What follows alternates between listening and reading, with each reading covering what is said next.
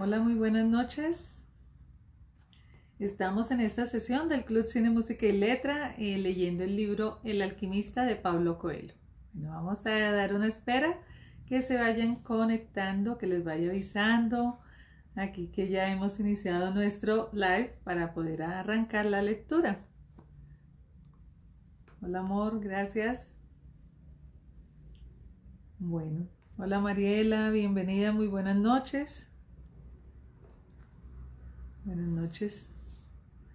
Bueno, recordándoles que mañana a las 5 de la tarde tendremos esta entrevista con Diana López, esta trompetista que está, bueno, estudiando en Estados Unidos, es una colombiana y bueno, es una niña que quiero yo mucho, que es muy cercana y bueno, es una gran amiga, pero no por eso significa que uno vaya a desvalorizar lo que ella hace, sino todo lo contrario, siento una gran admiración. Bueno, vamos a ir arrancando con nuestra lectura. Ayer habíamos quedado en que el joven Santiago pues estaba trabajando con el mercader de cristales y bueno, inicialmente lo había convencido de que instalara una estantería para poder que las personas pudieran apreciar mejor el producto y eso bueno, había resultado. Después, ahora le estaba proponiendo que vendieran té para que las personas que subían a la montaña pues pudieran tomar té en las jarras que se comercian en la tienda de cristales y de esa forma pues se dieran cuenta de estos usos y se enamoraran, digamos, de estos productos. ¿Cuáles son las situaciones fundamentales que vimos? Bueno, que el mercader no quiere cambiar porque a veces cambiar implica riesgos, cambiar implica dolor, cambiar implica arriesgarse incluso a sufrir porque es, en cierta forma si las cosas no funcionan pues bueno finalmente nos terminamos estrellando contra el mundo y siempre las caídas pues duelen, ¿no? Así nos levantemos y nos sacudamos pues pero siempre dolió. Así que pues ese es como el temor, digamos, fundamental que le duele mucho a este hombre y lo otro fue que él le confesó que precisamente no se esforzaba por cumplir no solamente un sueño, sino una obligación para los musulmanes. Recuerden que él nos hablaba de las 5 obligaciones que tienen en el Corán los musulmanes y bueno, una de ellas es poder visitar la Meca. Incluso se dice que además de la Meca, pues si pueden, visitan Medina y Jerusalén, que también está el otro templo. Así que él dice, no quiero cumplir mi sueño porque quizás cuando lo cumpla seguramente voy a perder la ilusión o la esperanza de cumplir ese sueño, o sea, de no tener más por qué vivir. Bueno, hola Faisuli, ¿cómo estás? Entonces, pues realmente nos está mostrando que a veces nosotros nos cortamos tanto las alas porque nos da miedo. ¿Por el qué? Por el miedo.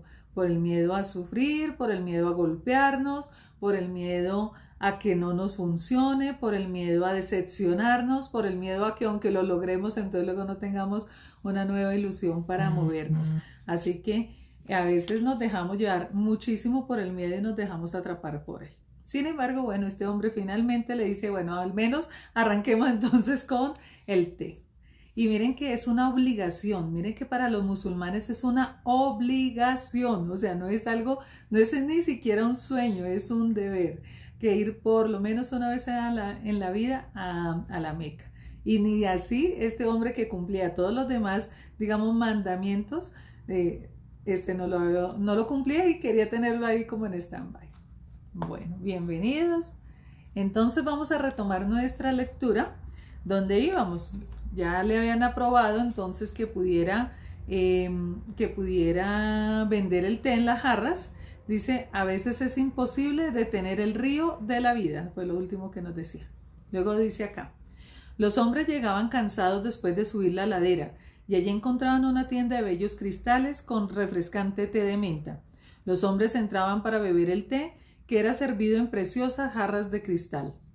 A mi mujer nunca se le ocurrió esto, pensaba uno, y compraba algunas piezas porque iba a tener visitas por la noche y quería impresionar a sus invitados con la riqueza de aquellas jarras. Otro hombre afirmó que el té siempre tiene mejor sabor cuando se sirve en recipientes de cristal, pues conservaba mejor su aroma. Un tercero añadió que era tradición en Oriente utilizar jarras de cristal para el té, pues tenían poderes mágicos. Bueno, ahí sí todo el mundo dijo, ahora sí es muy importante. Dice, en poco tiempo la noticia se difundió y muchas personas empezaron a subir hasta lo alto de la ladera para conocer la tienda que estaba haciendo algo nuevo en un comercio tan antiguo. Se abrieron otras tiendas que servían el té en vasos de cristal, pero no estaban en la cima de una colina y por eso siempre estaban desiertas. El mercader enseguida tuvo que contratar a 2 empleados más. Pasó a importar, junto con los cristales, cantidades enormes de té que diariamente consumían los hombres y mujeres con sed de cosas nuevas, y así transcurrieron 6 meses.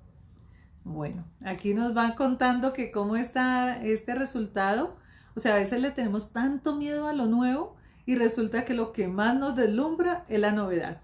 Así que a veces tenemos mucho miedo de enfrentarnos a las cosas nuevas y resulta que es todo lo contrario. A las personas nos gusta siempre las cosas nuevas, la novedad, tener como nuevas oportunidades. Hay muchas personas que, por ejemplo, si hay un sitio pero tiene algo nuevo, pues van a visitarlo. Entonces, bueno, pues a veces nosotros tenemos muchos miedos y resulta que pueden ser un gran éxito. El muchacho se despertó antes de que saliera el sol. Habían pasado 11 meses y 9 días desde que pisó por primera vez el continente africano. Se vistió con su ropa árabe de lino blanco, comprada especialmente para aquel día. Se colocó un pañuelo en la cabeza, fijado por un anillo hecho de piel de camello, se calzó las sandalias nuevas y bajó sin hacer ruido. La ciudad aún dormía. Se hizo un sándwich de sésamo y bebió té caliente en una jarra de cristal. Después se sentó en el umbral de la puerta, fumando solo el narguil. Fumó en silencio, sin pensar en nada, escuchando apenas el ruido siempre constante del desierto que soplaba trayendo el olor del desierto. Bueno, aquí ya nos están describiendo a Santiago como totalmente musulmán, o sea, totalmente su vestuario. Ya yo creo que se podría confundir entre los musulmanes porque nos están describiendo que estaba totalmente con su vestuario musulmán y bueno, su bata, ya pues digamos el turbante, por supuesto las sandalias y dice fumando pipa y bueno, y fuera de eso con o sea, ya más árabe para dónde, ¿no? Entonces nos dice, cuando acabó de fumar metió la mano en uno de los bolsillos del traje y se quedó algunos instantes contemplando lo que había extraído de allí. Era un gran mazo de billetes, el dinero suficiente para comprar 120 ovejas, un pasaje de regreso y una licencia de comercio entre su país y el país donde estaba. Esperó paciente a que el viejo se levantara y abriera la tienda. Entonces los dos fueron juntos a tomar más té. Me voy hoy, dijo el muchacho. Tengo dinero para comprar mis ovejas. Usted tiene dinero para ir a la Meca. El viejo no dijo nada. Le pidió su bendición, insistió el muchacho. Usted me ayudó. El viejo continuó preparando el té en silencio. Poco después, no obstante, se dirigió al muchacho. Estoy orgulloso de ti, dijo. Tú trajiste a Alma a mi tienda de cristales, pero sabes que yo no voy a ir a la Meca. Como también sabes que no volverás a comprar ovejas. ¿Quién se lo ha dicho?, preguntó el muchacho asustado. Maktub, repuso simplemente el viejo mercader de cristales y lo bendijo. Recordemos que lo que significa esta palabra es, espérame que ya ahí. Esta palabra lo que nos significa es, está escrito. O sea, recordemos que muy interesante esto, ¿no? Hace como 2 días les puse yo en el Instagram una imagen precisamente con este mensaje que lo habíamos escrito o lo habíamos leído, perdón, anteriormente, que es que cuando las cosas están destinadas, todo a veces no nos damos cuenta y estamos como patinando en la vida sin decidir finalmente por nuestro sueño, pero resulta que lo que nos falta es poder quitarnos los velos de los ojos para darnos cuenta efectivamente que todo está escrito en nuestra vida. No es que así vas a hacer esto, pero sí está muy clara la misión que vinimos a cumplir cada uno aquí y nuestro propósito precisamente es satisfacer ese crecimiento que el alma va a tener a través de, digamos, de sobrellevar o de cumplir ese propósito. Así que, bueno, dice lo que nos decía la vez anterior, decía, recuerden que cuando uno está dudando, pues sencillamente acuérdate que Dios tiene escrito para ti en el libro de la vida y bueno, tienes que tomar atenta nota y darte cuenta, despertar la conciencia para darte cuenta que estás en el camino correcto. Así que él le está diciendo, Maktub está escrito. O sea, definitivamente ni yo voy a ir a la Meca, ni usted se va a ir a comprar ovejas. Entonces nos dice, el muchacho volvió a su cuarto para recoger sus cosas, llenó 3 bolsas. Cuando ya estaba saliendo, reparó en un viejo zurrón de pastor tirado en un rincón. Estaba todo arrugado y él casi lo había olvidado.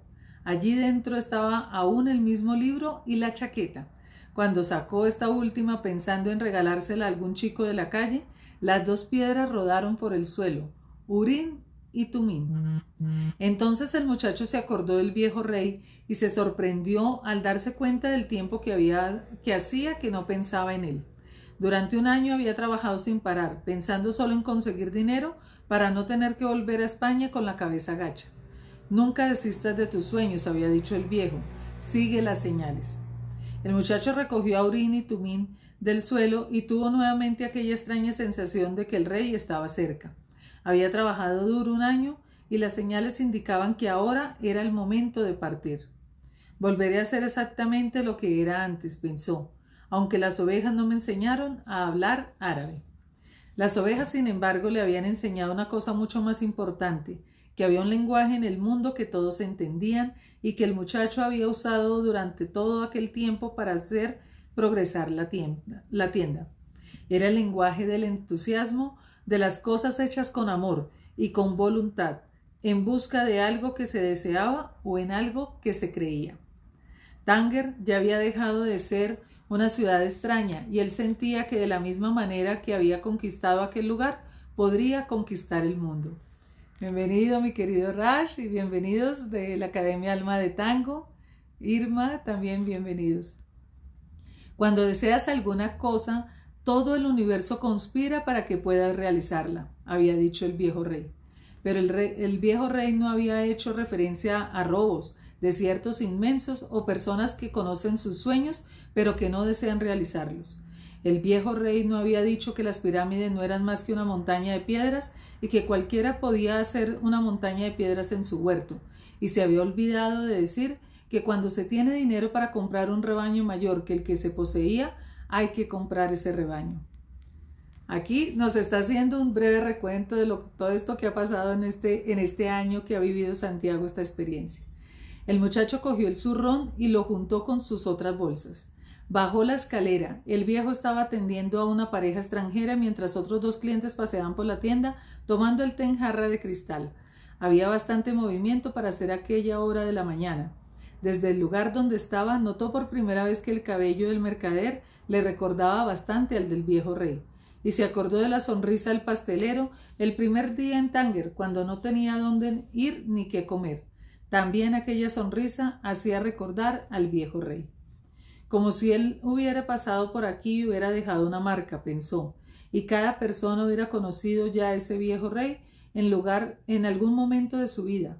Al fin y al cabo, él dijo que siempre aparecía para quien vive su leyenda personal. Bueno, aquí nos está volviendo a recordar, porque él está en esa decisión, en teoría ya tomada, de regresarse nuevamente a España y de volver a recuperar su rebaño. Ahora pues digamos en teoría va a llegar triunfador porque va a llegar con mucho más dinero y como nos dice en el relato pues va a tener dinero para comprar el doble de ovejas podía hacer incluso importación entre los 2 países y bueno, una serie de cosas digamos como que llega triunfante. ¿Ustedes creen que si él llega tan triunfante va a estar feliz? Yo creo que no. Yo creo que no, porque se va a quedar siempre añorando lo que habría podido ser. Y esa es parte, digamos, de lo que aquí nos quiere mostrar. O sea, cómo la leyenda personal es lo que nos mueve. Cómo hay personas que, no importa cuál sea la leyenda de cada quien, hay unos que quizás su sueño es ir a las pirámides, quizás para otros, como él decía aquí, pues prestar un buen servicio. Cada persona tiene un sueño, una leyenda personal. No significa que porque alguien tome una decisión significa que esté mal, porque el otro de pronto es aventurero y este quiere ser mucho más hogareño. No tiene nada que ver con eso. Tiene que ver con cumplir el sueño. Lo que no podemos nosotros es quedarnos en ese deseo de qué habría pasado si, qué habría pasado si yo hubiera tenido. Entonces, o si hubiera logrado, si hubiera hecho, qué habría pasado. O sea, ese si hubiera es parte, digamos, de la melancolía y de la tristeza luego en el alma y de un poco de la culpa y todas estas emociones que no vibran tan bonito. Así que lo que nos está contando aquí es algo muy clave y nos dice, y cada persona hubiera conocido ya, como si cada persona hubiera conocido ya ese rey. Seguramente cuando tú estás en el camino de construir tu leyenda personal es porque has visto ese rey. Es porque ya habita en ti y te diste cuenta finalmente que está en el corazón de cada uno de nosotros. Entonces, esa es la gran maravilla de poder encontrar y de podernos dar cuenta que esa divinidad y esa maravillosa existencia está en cada uno de nosotros. O sea, no es solamente para uno, sino para todos. Salió sin despedirse del mercader de cristales. No quería llorar porque la gente lo podía ver, pero sabía que iba a sentir nostalgia de todo aquel tiempo y de todas las cosas buenas que había aprendido. Sin embargo, ahora tenía más confianza en sí mismo y ánimos para conquistar el mundo. Pero estoy volviendo a los campos que ya conozco para conducir otra vez las ovejas. Ya no estaba tan contento con su decisión. Había trabajado un año entero para realizar su sueño y cada minuto que pasaba ese sueño iba perdiendo importancia. Quizá porque no era su sueño. ¿Quién sabe si no es mejor ser como el mercader de cristales? Él nunca irá a la Meca y vivirá con la ilusión de conocerla. Pero estaba sosteniendo a Urín y Tumín en sus manos, y estas piedras le traían la fuerza y la voluntad del viejo rey. Por una coincidencia o una señal, pensó el muchacho, llegó al bar donde había entrado el primer día.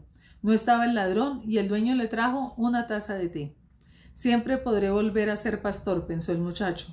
Aprendí a cuidar las ovejas y nunca más me olvidaré de cómo son. Pero tal vez no tenga otra oportunidad de llegar hasta las pirámides de Egipto. El viejo tenía un pectoral de oro y conocía mi historia.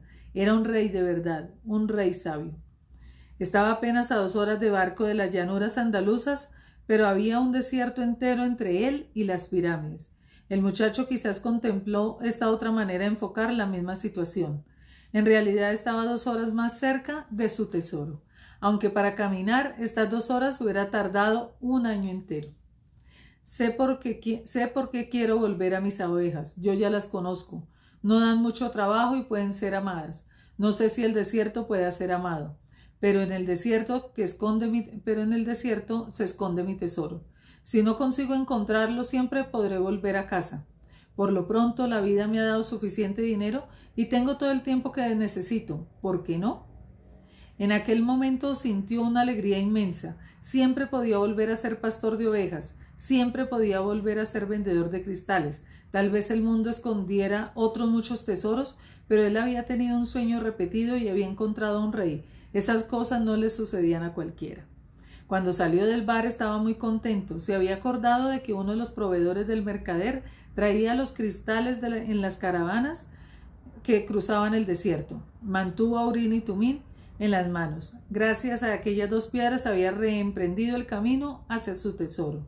Siempre estoy cerca de los que viven su leyenda personal, había dicho el viejo rey. No costaba nada ir hasta el almacén y averiguar si las pirámides estaban realmente muy lejos. Bueno, ya habíamos escuchado que él estaba en este dilema. Bueno, bienvenidos de Cool. Gracias, mi Raj, tan bello. Yolanda, también bienvenida. Gracias, que dice Raj, me encanta escucharte. Gracias a mí, y a mí me encanta verte bailar. Gracias. Bueno, estamos diciendo aquí fascinante esta historia porque vuelve y nos da otro vuelco, ¿no? Estábamos tristes porque Santiago seguramente se iba a regresar a Andalucía otra vez a comprar sus ovejas, a volver a ser pastor, y aunque llegara, como les decía, con toda esta riqueza, pues finalmente el sueño iba a estar allí corroyendo. Hoy les puse un mensaje de lo que hablábamos ayer también y que continúa hoy nuevamente repitiéndonos esta lección. Y yo les escribía, así tú logres engañar a los demás, tú siempre sabrás que no cumpliste tu sueño. O sea, así a los demás le digamos, no, estoy feliz, y puede que la gente nos crea. Pero les voy a decir algo, no siempre es fácil engañar a los demás, eso se nota. Se nota cuando uno puede estar sonriendo y feliz, pero tiene dolor, tiene tristeza, tiene culpa, tiene angustia, tiene vergüenza. Entonces, sencillamente es hay que irse hacia adelante. Y bueno, aquí nuevamente dicen que con la ayuda de estas dos gemas que le había entregado el viejo rey, pues él se aferra a estas gemas, ¿cierto? Estos cristales, y nuevamente siente esa fuerza. Recordemos que los cristales tienen una energía muy poderosa. Bueno, otro día hablaremos de ese tema porque es bien extenso, pero ha sido maravilloso. Les cuento que estoy estudiando este tema y ha sido maravilloso el tema de los cristales y todo lo que esconde todas sus propiedades. Y lo que hace él es aferrarse a estos dos cristales. Y estos dos cristales le dan esta energía para recomponer esa idea de volverse a Andalucía, donde estaba solo 2 horas. O sea, regresar, ir hacia atrás en su sueño, estaba más cerca. Estaba mucho más lejos, seguir avanzando hacia su sueño. Así que toma la decisión de decir, bueno, vamos entonces para adelante, porque el viejo rey dijo, cuando alguien está dispuesto a cumplir su leyenda personal, el universo conspira para que lo logre. Así que, bueno, él se confía de eso y dice, vamos entonces de para adelante. Así que, bueno, no costaba nada ir hasta el almacén y averiguar si las pirámides estaban realmente muy lejos. Bueno, vamos a finalizar aquí otra parte de la historia. El inglés estaba sentado en el interior de una edificación que olía a animales, a sudor y a polvo. Aquello no se podía considerar un almacén, apenas era un corral. Toda mi vida para tener que pasar por un lugar como este, pensó mientras hojeaba distraído una revista de química. 10 años de estudio me conducen a un corral. Pero era necesario seguir adelante, tenía que creer en las señales. Durante toda su vida sus estudios se concentraron en la búsqueda del lenguaje único hablado por el universo. Primero se había interesado por el esperanto, después por las religiones y finalmente por la alquimia. Sabía hablar esperanto, entendía perfectamente las diversas religiones, pero aún no era alquimista. Es verdad que había conseguido descifrar cosas importantes, pero sus investigaciones llegaron hasta un punto a partir del cual no podía progresar más. Había intentado en vano entrar en contacto con algún alquimista, pero los alquimistas eran personas extrañas que solo pensaban en ellos mismos y casi siempre rehusaban ayudar a los demás. ¿Quién sabe si no habían descubierto el secreto de la gran obra, llamada piedra filosofal, y por eso se encerraban en su silencio? Ya había gastado parte de la fortuna que su padre le había dejado buscando inútilmente la piedra filosofal. Había consultado las mejores bibliotecas del mundo y comprado los libros más importantes y más raros sobre alquimia. En uno de ellos descubrió que muchos años atrás un famoso alquimista árabe había visitado Europa. Decía de él que tenía más de 200 años, que había descubierto la piedra filosofal y el elixir de la larga vida. El inglés se quedó impresionado con la historia, pero no habría pasado de ser una leyenda más si un amigo suyo, al volver de una expedición arqueológica en el desierto, no le hubiese hablado de la existencia de un árabe que tenía poderes excepcionales. Vive en el oasis de Al-Fayum, dijo su amigo, y la gente dice que tiene 200 años y que es capaz de transformar cualquier metal en oro. El inglés no cabía en sí de tanta emoción. Inmediatamente canceló todos sus compromisos, juntó sus libros más importantes y ahora estaba allí, en aquel almacén, parecido a un corral, mientras allá afuera una inmensa caravana se preparaba para cruzar el Sahara. La caravana pasaba por Al-Fayum. Tengo que conocer a ese maldito alquimista, pensó el inglés, y el olor de los animales se hizo un poco más tolerable. Un joven árabe, también cargado de bolsas, entró en el lugar donde estaba el inglés y lo saludó. ¿A dónde va?, preguntó el joven árabe. Al desierto, repuso el inglés, y volvió a su lectura. Ahora no quería conversar, tenía que recordar todo lo que había aprendido durante 10 años porque el alquimista seguramente lo sometería a alguna especie de prueba. El joven árabe sacó un libro escrito en español y empezó a leer. ¡Qué suerte!, pensó el inglés. Él sabía hablar español mejor que árabe, y si este muchacho fuese hasta Al-Fayum, tendría alguien con quien conversar cuando no estuviese ocupado en cosas importantes. Bueno, vamos a dejar hoy hasta aquí la lectura, porque ya empieza nuevamente este viaje Santiago. No quise dejarlos con la duda, sino ya tomó la decisión, definitivamente compró su tiquete de continuar el viaje. Y bueno, aquí Santiago lo que está haciendo es viviendo su sueño, y llega a este sitio y bueno, por supuesto allí hay otro hombre que es este inglés, que es un alquimista, ¿no? O es un estudiante de alquimia. Y ustedes saben que en la Edad Media, y bueno, desde mucho antes, pues siempre era una de las grandes búsquedas que tenía el ser humano, que era el de las riquezas materiales, pues tratando de generar oro a partir de plomo principalmente, y el otro es, pues tiene que ver con el tema de alargar la vida, ¿no? El tiempo, ganar el tiempo. Así que son dos riquezas, el dinero, o sea, la riqueza del oro y la riqueza del tiempo. Ahí están esas dos riquezas siempre en esa búsqueda del alquimista. Y hay algo muy importante, y es que los alquimistas pues tienen digamos, se desarrollaron varias vertientes, pero principalmente, bueno, era sobre todo estas dos búsquedas, aunque muchos químicos, muchas personas que trabajaron la alquimia en la antigüedad, pues eran realmente como grandes científicos, grandes químicos. Uno de ellos, muy destacado, fue Santo Tomás de Aquino. Para que quienes de pronto dicen, no, eso era como cosa solo de hechicería, bueno, hubo un momento, por supuesto, en que fue calificado así por la Inquisición y pues por todos estos movimientos que ha habido en las religiones, pero incluso Tomás de Aquino, que después, bueno, fue Santo Tomás de Aquino, también trabajó la alquimia. Realmente hay muchas cosas que ellos, estos sacerdotes, recuerden que era donde estaba la sabiduría, los que tenían acceso a los libros, eran los monjes, ¿no? Los religiosos. Así que Tomás de Aquino fue uno de los grandes alquimistas de la historia, ha sido uno de los grandes alquimistas. Y bueno, aquí nos está contando que este hombre inglés dice, bueno, por lo menos sabe hablar. Mira que él llegó a Santiago con su vestimenta, tanto que él dice, llegó un árabe. Ahorita lo hablábamos y decíamos, estaba ya totalmente, digamos, vestido como un propio árabe, y pues ya hablaba el idioma. Así que cuando lo ve con su libro en español, dice, bueno, este árabe habla español. Bueno, esas son las percepciones que nos damos, porque todavía cuando no conocemos las personas, pues nos hacemos una idea precisamente por su parte externa. Sin embargo, bueno, es Santiago, un español, un andaluz, que llevaba un año viviendo allí en Marruecos y bueno, ahora viste muy, muy árabe. Eso nos pasa a muchos, así que nos vestimos cuando amamos este tipo de culturas. Y bueno, aquí por ejemplo mi amigo Rashad, que es un gran bailarín de danza árabe, de danza oriental, pues él lo puede decir mejor que yo, y todo su vestuario, incluso sus facciones, parece cual árabe.